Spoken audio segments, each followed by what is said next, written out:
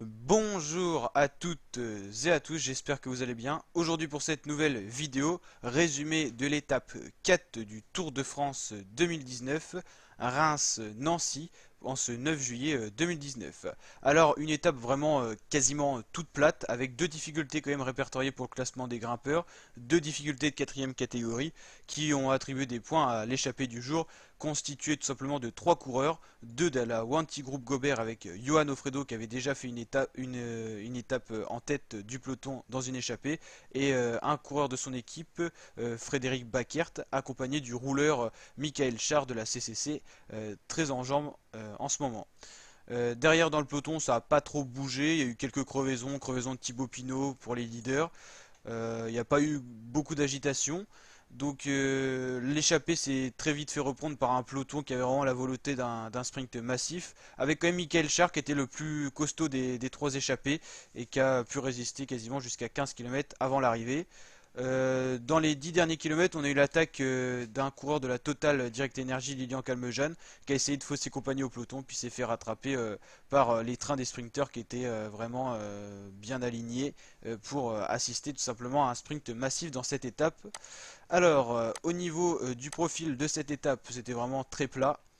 Voilà, une arrivée à Nancy, des arrivées souvent pour le Tour de France qui donnaient lieu à des sprints.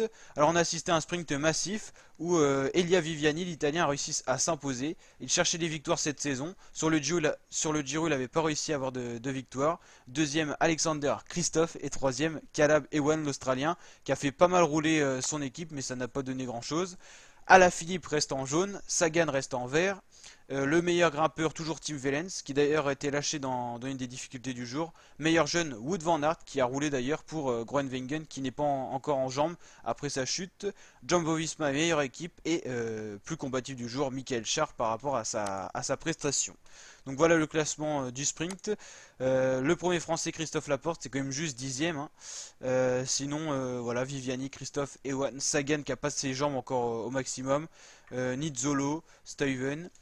On a un Greipel dont Arkea Samsic qui a pas de train, donc c'est compliqué de faire une bonne position. Bonifacio pour la Total Direct Energy, c'est encore assez juste. Et puis Sonny Colbrelli pour la Bahreïn, il n'arrive pas à rivaliser avec les meilleurs, tout simplement. Voilà pour cette étape, j'espère que ça vous a plu. Si c'est le cas, n'hésitez pas à liker, à vous abonner pour d'autres vidéos de ce genre. Et demain on se retrouvera pour l'étape 5, première étape de moyenne montagne. Alors est-ce que Alaphilippe pourrait garder son maillot jaune? Normalement oui, il faudra quand même se méfier si le peloton roule, s'il y a des attaques de leader. Malgré que la dernière ascension sera quand même à 20 km de l'arrivée. Et la prochaine après étape, là ça sera de la vraie montagne qu'on retrouvera dans la suite de cette semaine, donc jeudi. Je vous dis à très bientôt pour de nouvelles vidéos, ciao!